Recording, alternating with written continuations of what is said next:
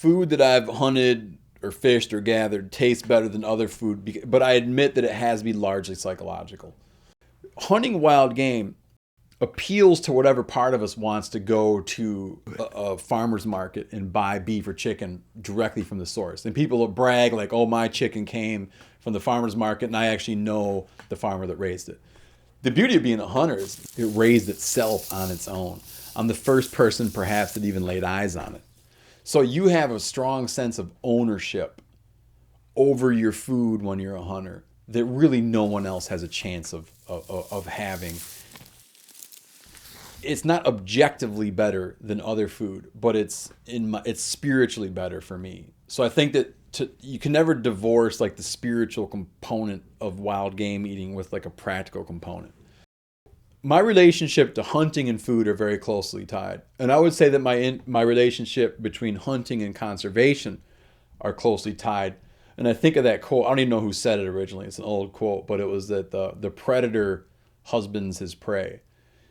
Meaning, if you're a predator, you have an obligation to take care of your prey.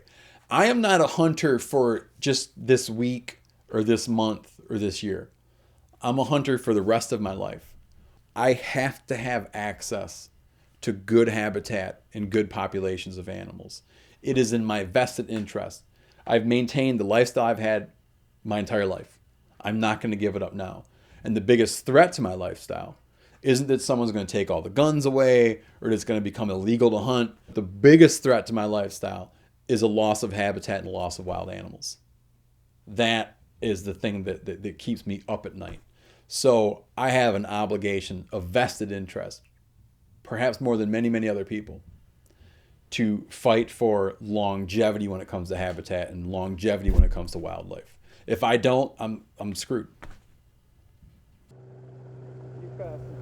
It's easy for people to overlook the things that hunters and anglers bring to American culture and that bring to the American environmental movement.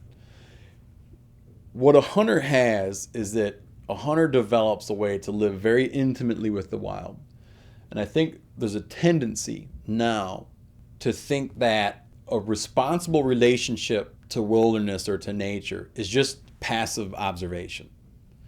That we should treat the landscape in a way the way we might treat a national park like Yellowstone National Park. You can drive through, you can look around, but don't touch anything, don't mess with anything. If we become across the board divorced from wilderness in that way, where we can't be active participants in the cycles of life and in the predator-prey relationships, I think we're going to lose a lot of knowledge about things. In my travels, I have found, and I've traveled around the world and been with many different hunter-gatherer cultures in different places, I have found that hunter-gatherers tend to know the most, in a non-academic way, tend to know the most about the life ways of the ecosystems where they live. They're most in tune with the species, the way animals and fish move, where animals and fish can be found, what animals and fish need to survive. Just the machinations of the natural world have traditionally been something that they've been the property of the hunter-gatherer. It's as true here from what I've seen in the U.S. And I think to lose that perspective on the land will be losing a historical link to where we live.